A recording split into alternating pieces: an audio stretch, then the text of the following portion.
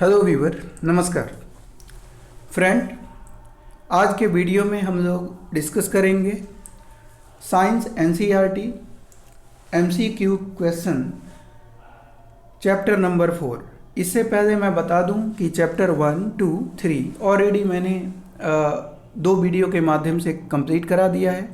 आज जो है चैप्टर नंबर 4 डिस्कस करने वाले हैं, जिसका टाइटल है, शीर्षक है कार्य, ऊर्जा और शक्ति।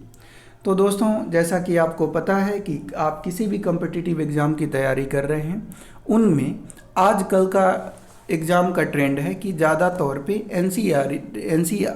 एनसीईआरटी को फॉलो किया जाता है और वहीं से क्वेश्चन आपके पूछे जाते हैं। तो आज के वीडियो में हम इन्हीं को जानेंगे और एक एक करके डिस्कस करेंगे और एमसीक्यू के माध्यम से ही कार्य, ऊर्जा और शक्ति चैप्टर को हम लोग पूरा कर लेंगे। ठीक है, तो चलिए स्टार्ट करते हैं। आज का पहला क्वेश्चन है, निम्न में से कौन से बल संरक्षी बल हैं?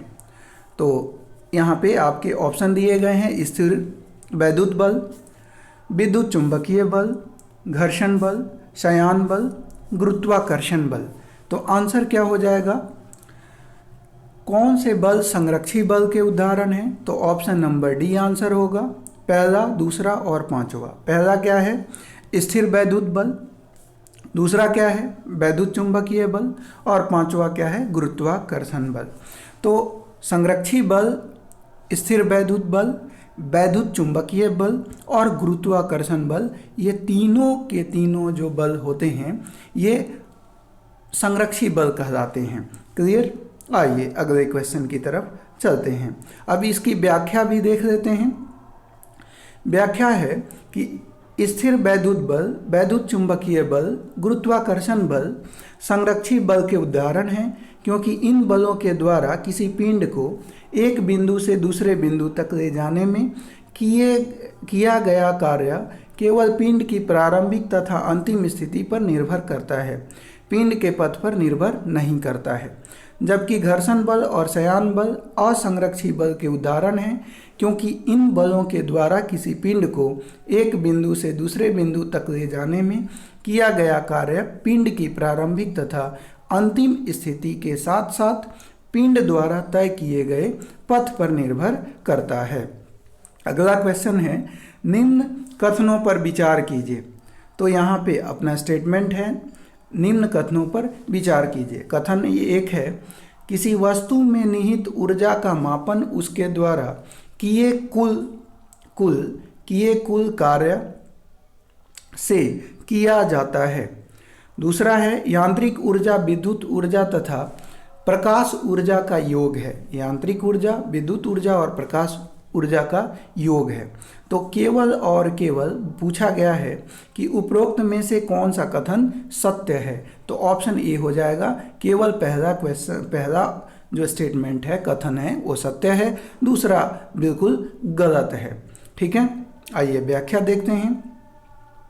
दिए गए कथनों में से एक कथन सत्य है, किसी वस्तु में निहित ऊर्जा का मापन उसके द्वारा कुल कार्य से किया जाता है, जिसे वस्तु अपनी वर्तमान अवस्था से उस अवस्था में आने तक कर सकती है, जबकि वह कार्य करने के योग न रहे, अर्थात शून्य ऊर्जा वाली स्थिति में आने तक करती है। कथन 2 गलत है, क्योंकि यांत्रिक ऊर्जा गतिज ऊर्जा तथा स्थितिज ऊर्जा का योग होता है। ठीक है, आइए अगले क्वेश्चन की तरफ बढ़ते हैं। अगला क्वेश्चन है, निम्नलिखित कथनों पर विचार कीजिए। तो यहाँ पे फिर आपके 2 स्टेटमेंट गिवन हैं। किसी वस्तु द्वारा किया गया कार्य वस्तु की गतिज ऊर्जा में परिवर्तन के बराबर होता है। किसी वस्तु की चाल बढ़ने पर उस वस्तु की गतिज ऊर्जा का मान कम हो जाता है। उपयुक्त में से कौन सा कथन सत्य है? तो ऑप्शन केवल और केवल ए सत्य है, बी गलत है। तो यहाँ पे ऑप्शन नंबर ए आंसर हो जाएगा। आइए व्याख्या देख लेते हैं। दिए गए कथन में से एक सही है, क्योंकि कार्य ऊर्जा प्रमेय के अनुसार जब किसी वस्तु पर कई बल इस प्रकार लगे हों कि उनका परिणामी बल शून्य न हो तब परिणामी बल द्वारा किया गया कार्य वस्तु की गतिज ऊर्जा में परिवर्तन के बराबर होता है। तो गतिज ऊर्जा को काइनेटिक एनर्जी बोलते हैं और इसका फॉर्मूला होता है kinetic energy equal to half mv²। यहाँ पे v पिंड का वेग होता है और वहीं हम बात करें m तो पिंड का द्रव्यमान होता है। अगला क्वेश्चन है अपना, जब कोई व्यक्ति कील ठोकने के लिए हथौड़े को किसी ऊंचाई तक उठाता है तब इसमें संचित ऊर्जा होती है। तो इसमें संचित ऊर्जा कैसी होती है दोस्तों? तो आंसर हो जाएगा स्थितिज ऊर्जा। क्या होगी? स्थितिज ऊर्जा। ये ध्यान रखिएगा, ऑप्शन नंबर बी इसका आंसर हो जाएगा। अब व्याख्या देख लीजिए। जब कोई व्यक्ति कील ठोकने के लिए हथौड़े को ऊपर उठाता है तो उसमें गुरुत्वीय स्थितिज ऊर्जा संचित हो जाती है। इस ऊर्जा का उपयोग कील ठोकने के लिए किया जाता है। क्लियर? आइए अगला क्वेश्चन देखते हैं। निम्नलिखित में से कौन सी क्रिया या क्रियाओं में स्थितिज ऊर्जा संग्रहित रहती है? अब देखते हैं कि किसमें संग्रहित रहती है। तो पहला है, तीर को धनुष की डोरी पर रखकर ऊर्जा खींचने में संग्रहित रहती है। फिर बोला गया किसी खिलौने वाली कार में चाबी भरने पर उसकी कमानी में संचित ऊर्जा, स्प्रिंग को खींचने पर इसमें उपार्जित ऊर्जा, और चौथा है बहती हुई हवा में निहित ऊर्जा। तो ऑप्शन हो जाएगा पहला, दूसरा और तीसरा जो कथन दिए गए हैं, इनमें स्थितिज ऊर्जा जो होती है वो संग्रहित रहती है। तो ऑप्शन नंबर सी आंसर होगा। व्याख्या देख लेते हैं। दिए गए कथन 1, 2, 3 में स्थितिज ऊर्जा संचित होती है, जबकि धनुष की डोरी को खींचा जाता है तो डोरी में प्रत्यास्थ स्थितिज ऊर्जा इलास्टिक पोटेंशियल एनर्जी संचित हो जाती है, जिसके माध्यम से तीर को गति प्रदान की जाती है। जब खिलौने वाली कार में चाबी भरी जाती है तो खिलौने से संबंधित स्प्रिंग में प्रत्यास्थ स्थितिज ऊर्जा संचित हो जाती है। स्प्रिंग को खींचने पर स्प्रिंग विस्तारित हो जाता है, जिससे उसमें स्थितिज ऊर्जा संचित हो जाती है। कथन 4 असत्य है, क्योंकि बहती हुई हवा में गति के कारण गतिज ऊर्जा संचित होती है। अगला क्वेश्चन आइए। क्वेश्चन है, वायु शक्ति में ऊर्जा का कौन सा रूप विद्युत ऊर्जा में परिवर्तित होता है? तो वायु शक्ति में ऊर्जा का कौन सा रूप विद्युत ऊर्जा में परिवर्तित होता है? तो ऑप्शन ए हो जाएगा गतिज ऊर्जा। वायु शक्ति में गतिज ऊर्जा प्रायः विद्युत ऊर्जा में परिवर्तित होती है। वायु की तीव्र गति के कारण इसमें गतिज ऊर्जा होती है। इस गतिज ऊर्जा का उपयोग निम्न कार्यों में किया जाता है: विद्युत उत्पादन में, नदियों तथा समुद्रों में नाव चलाने में, और पृथ्वी की सतह के अंदर से पानी को निकालने में। अगला क्वेश्चन है अपना कि ऊर्जा रूपांतरण के संदर्भ में निम्नलिखित कथनों पर विचार कीजिए और बताइए इनमें से कौन सा कथन सत्य है। तो बोला गया पहला स्टेटमेंट, ऊर्जा को नष्ट तो किया जा सकता है लेकिन ऊर्जा को उत्पन्न नहीं किया जा सकता। ये बिल्कुल गलत है। ऊर्जा रूपांतरण की अवस्था में निकाय की कुल ऊर्जा अपरिवर्तित रहती है। तो दूसरा स्टेटमेंट की अगर हम बात करें कौन सा कथन सत्य है, तो केवल और केवल दूसरा कथन सत्य हो जाएगा। आइए व्याख्या देखते हैं। दिए गए कथन में दो सही है, क्योंकि ऊर्जा के संरक्षण नियम के अनुसार ऊर्जा न तो उत्पन्न की जा सकती है और न ही नष्ट की जा सकती है, किंतु एक रूप से दूसरे रूप में इसका रूपांतरण हो सकता है। अतः संसार की कुल ऊर्जा का परिमाण स्थिर रहता है। अगला क्वेश्चन है अपना कि यहाँ पे कथन दिया हुआ है और कथन में कूट की सहायता से आपको बताना है कौन सा सत्य है, कौन सा सही है। कथन ए और कारण आर को पढ़िए और कूट की सहायता से उत्तर का चयन कीजिए। कथन ए क्या है? जब कोई वस्तु किसी चट्टान से गिराई जाती है तब उसकी गतिज ऊर्जा स्थितिज ऊर्जा में परिवर्तित हो जाती है। पहला कथन ये है। कारण आर देखिए, किसी वस्तु किसी भी निकाय की कुल यांत्रिक ऊर्जा संरक्षित रहती है। किसी भी निकाय की कुल यांत्रिक ऊर्जा संरक्षित रहती है। तो क्या हो जाएगा? तो यहाँ पे ऑप्शन को देखें तो अपना आंसर जो होगा ये ए गलत है किंतु आर सही है, तो ऑप्शन नंबर डी आंसर हो जाएगा। आइए व्याख्या देखते हैं। कथन ए गलत है किंतु आर सही है, क्योंकि जब कोई वस्तु चट्टान से गिराई जाती है तो उसकी स्थितिज ऊर्जा गतिज ऊर्जा में परिवर्तित हो जाती है, अर्थात स्थितिज ऊर्जा का मान घटता है और गतिज ऊर्जा का मान बढ़ जाता है, परंतु निकाय की संपूर्ण ऊर्जा का मान नियत रहता है, अर्थात निकाय की कुल यांत्रिक ऊर्जा संरक्षित रहती है। अगला है निम्नलिखित कथनों पर विचार कीजिए। तो यहाँ पे कुछ स्टेटमेंट दिए गए हैं, उन पे विचार करनी है। तो बोला गया विचार कीजिए और बोला गया कि इनमें ये जो स्टेटमेंट कथन दिए गए हैं कौन सा सत्य है उसके बारे में बताना है। तो पहला कथन है कोयला, पेट्रोलियम तथा प्राकृतिक गैस ऊर्जा के परंपरागत स्रोत हैं। बिल्कुल सही बात है, ये अपना सही है। तापीय विद्युत संयंत्र के द्वारा विद्युत ऊर्जा ऊष्मीय ऊर्जा में रूपांतरित हो जाती है, तो दूसरा भी सही है। तो एक और दो दोनों कथन दूसरा गलत हो जाएगा। दूसरा जो है वो गलत है, केवल और केवल पहला स्टेटमेंट सही है, ऑप्शन ए आंसर हो जाएगा। आइए व्याख्या देखते हैं।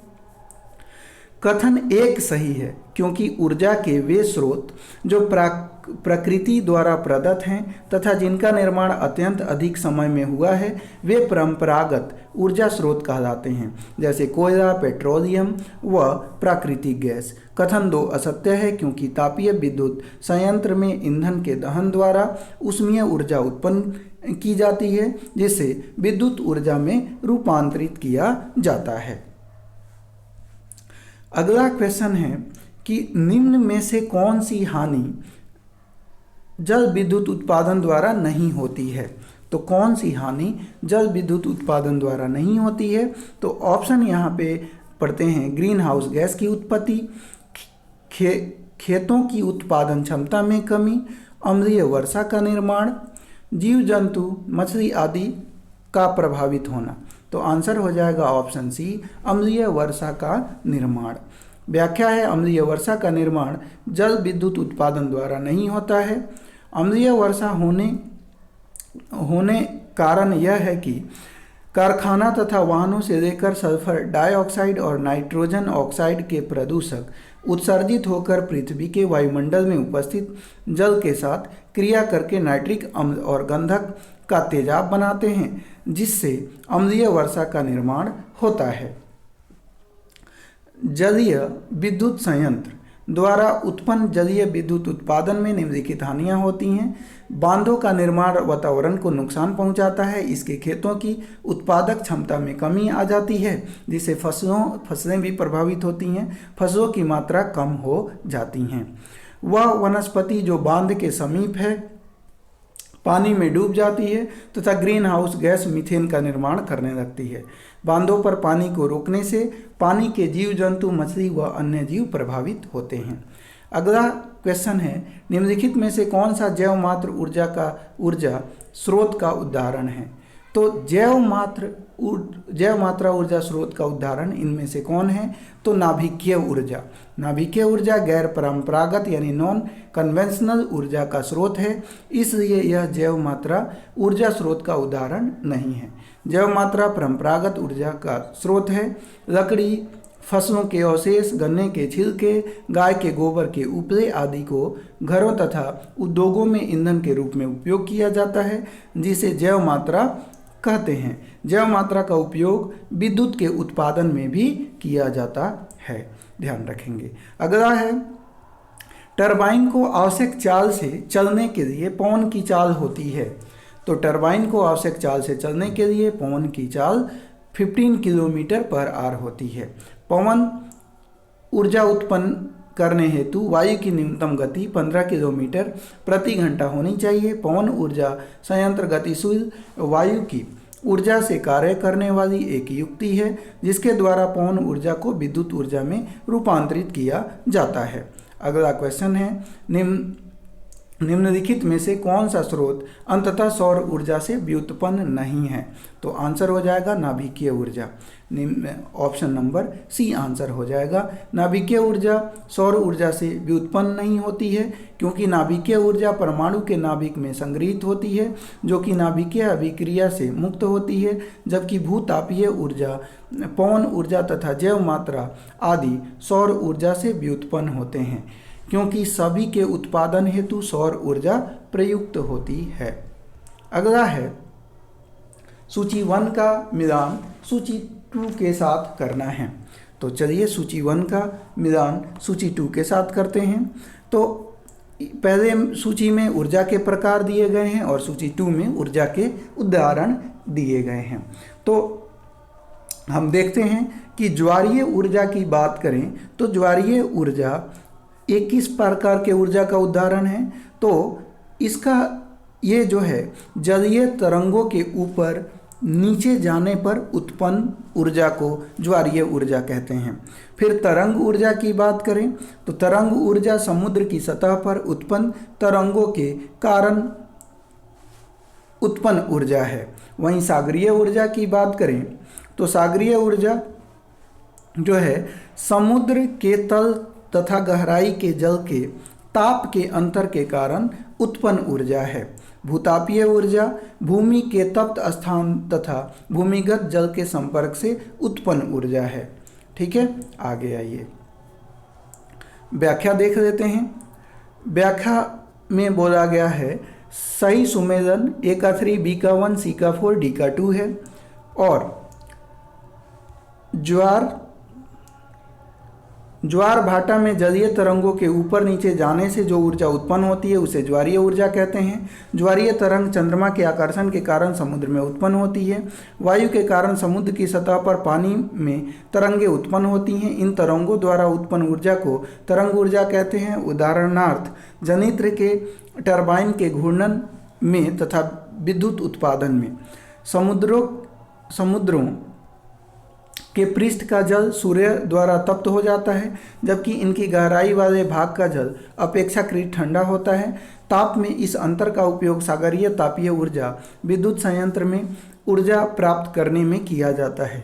भूमि के तप्त स्थानों तथा भूमिगत जल के संपर्क के कारण भाप बनती है, जिसकी सहायता से विद्युत जनित्र के टरबाइन घुमाकर विद्युत का उत्पादन किया जाता है। इस ऊर्जा को भूतापीय ऊर्जा कहते हैं। न्यूजीलैंड तथा संयुक्त राज्य अमेरिका में भूतापीय ऊर्जा पर आधारित कई विद्युत शक्ति संयंत्र कार्य कर रहे हैं। अगला है सौर सेल को बनाने के लिए किस तत्व का उपयोग किया जाता है? तो ऑप्शन हो जाएगा सिलिकॉन। सौर सेल को बनाने के लिए सिलिकॉन का उपयोग किया जाता है। यह सौर ऊर्जा को विद्युत ऊर्जा में परिवर्तित करता है। वहीं यह वातावरण के अनुकूल है तथा कोई प्रदूषण उत्पन्न नहीं करता। इसको बनाने की प्रक्रिया बहुत महंगी होती है। सागरीय तापीय ऊर्जा स्थानांतरण विद्युत संयंत्र तभी प्रचलित हो सकते हैं जब, तो यहाँ पे आंसर हो जाएगा महासागर के पृष्ठ पर जल का ताप तथा 2 किलोमीटर तक की गहराई पर जल के ताप में 20 डिग्री सेल्सियस का अंतर हो। तो ऑप्शन क्या हो जाएगा? बी आंसर हो जाएगा। सागरीय तापीय ऊर्जा स्थानांतरण विद्युत संयंत्र तभी प्रचालित हो सकते हैं जब महासागर के पृष्ठ पर जल का ताप तथा 2 किमी तक की गहराई पर जल के ताप में 20 डिग्री सेल्सियस का अंतर हो।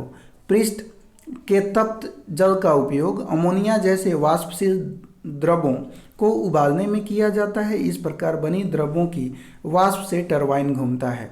महासागर की गहराई में ठंडे जल को पंपों से खींचकर वाष्प को ठंडा करके फिर संघनित किया जाता है।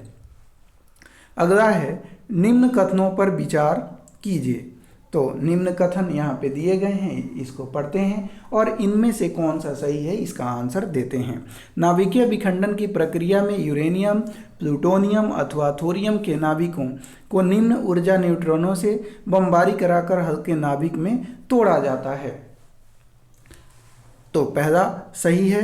हाइड्रोजन अथवा हाइड्रोजन समस्थानिकों से हीलियम उत्पन्न होना नाभिकीय विखंडन की प्रक्रिया कहलाती है। तो ये दूसरा गलत है। तीसरा देखिए, तीसरा दोस्तों थोड़ा सा ब्लर है, मैं पढ़ रहा हूँ, ध्यान से सुनिएगा, कोई दिक्कत आपको नहीं होगी। नाभिकीय रिएक्टर में नाभिकीय विखंडन पर आधारित होता है। तो बिल्कुल ये भी सही है, यानी हम कह सकते हैं पहला और तीसरा स्टेटमेंट सही है। ऑप्शन नंबर सी आंसर हो जाएगा। अब यहाँ पे व्याख्या देख लेते हैं। नाभिकीय विखंडन अभिक्रिया में एक भारी नाभिक यूरेनियम, प्लूटोनियम अथवा थोरियम पर धीमी गति के न्यूट्रॉनों की बमबारी की जाती है, जिसके कारण नाभिक दो या दो से अधिक भागों में टूट जाते हैं। इस विखंडन में असीम ऊर्जा उत्पन्न होती है। नाभिकीय रिएक्टर नाभिकीय विखंडन पर आधारित एक युक्ति है। इसमें नियंत्रित श्रृंखला अभिक्रिया होती है। कथन दो गलत है, क्योंकि हाइड्रोजन अथवा हाइड्रोजन के समस्थानिकों द्वारा हीलियम का उत्पादन होता है। इस प्रक्रिया को नाभिकीय संलयन कहा जाता है। अगला आइए अगला क्वेश्चन देखते हैं। निम्नलिखित कथनों में कौन सा गलत है? गलत की पहचान करनी है। तो पहला कथन है हाइड्रोजन बम नाभिकीय संलयन पर आधारित है, बिल्कुल सही है ये। फिर बोला गया हाइड्रोजन बम के क्रोड में प्लूटोनियम के विखंडन पर आधारित किसी नाभिकीय बम को रखा जाता है। तो ये भी सही है। तीसरा है सूर्य तथा अन्य तारों की विशाल ऊर्जा का स्रोत नाभिकीय विखंडन है, बिल्कुल गलत है। नाभिकों के परस्पर स्थापित होने के लिए अत्यधिक ऊर्जा की आवश्यकता होती है। तो ए, बी और डी की हम बात करें, इसमें असत्य कौन है? तो ए, बी, डी तो सही है, लेकिन वो पूछा था असत्य बताइए, तो सी आप यहाँ पे सी गलत हो जाएगा, बाकी ए, बी, डी अपने सही हो जाएंगे। आइए व्याख्या देख लेते हैं। दिए गए कथनों में से कथन सी असत्य है, क्योंकि सूर्य तथा अन्य तारों की विशाल ऊर्जा का स्रोत नाभिकीय संलयन होता है। कथन ए, बी और डी सत्य हैं। सूर्य तथा तारों पर हाइड्रोजन गैस प्रचुर मात्रा में उपस्थित है, जिसके कारण इन पर नाभिकीय संलयन अभिक्रिया होती है तथा प्रचुर मात्रा से ऊर्जा उत्पन्न होती है। इसके अतिरिक्त नाभिकीय संलयन का उदाहरण हाइड्रोजन बम है। यह अनियंत्रित संलयन अभिक्रिया पर आधारित होता है। हाइड्रोजन बम के क्रोड में यूरेनियम तथा प्लूटोनियम के विखंडन पर आधारित बम को रख देते हैं। जब इस पर नाभिकीय बम को विस्फोटित करते हैं तो ताप कुछ ही माइक्रोसेकंड में 10 की पावर 7 तक बढ़ जाती है। यह अति उच्च ताप हल्के नाभिकों को संलयित करके अपार ऊर्जा उत्पन्न कर देता है। अतः नाभिकों को परस्पर स्थापित होने के लिए अत्यधिक ऊर्जा की आवश्यकता होती है। अगला क्वेश्चन आइए। अगला है कि निम्न में से असत्य कथन कौन सा है, कौन सा स्टेटमेंट आपका गलत है, उसको बताना है। तो पहला बोला गया ऊर्जा रूपांतरण की दर को शक्ति कहते हैं, सही है ये आपका। दूसरा है 1 किलोवाट घंटा में 3.6 × 10⁵ होती है, तो ये गलत है। 3.6 × 10⁶ जूल 1 किलोवाट घंटा में होता है, तो ये 5 दिया हुआ है, इसलिए भी गलत हो गया। 1 वाट उस अभिकर्ता की शक्ति है जो 1 सेकंड में 1 जूल कार्य करता है, तो ध्यान रखिएगा ये भी सत्य है, ये सत्य है। जूल प्रति सेकंड को 1 वाट कहते हैं, ये भी सत्य है, यानी बी अपना आंसर हो जाए, बी असत्य है, यही आंसर होगा। व्याख्या देख लेते हैं। 1 किलोवाट घंटा बराबर 1 किलोवाट इंटू 1 घंटा, यानी 1 किलोवाट में 1000 वाट होता है, और 1 घंटा में आप जानते हैं कि 60 मिनट होती है, और 1 मिनट में 60 सेकंड होता है। तो इस तरह से आप करेंगे तो आप 3.6 × 10⁶ जूल पाएंगे। कार्य करने की दर या ऊर्जा रूपांतरण की दर को शक्ति कहते हैं। SI पद्धति में शक्ति का मात्रक वाट होता है।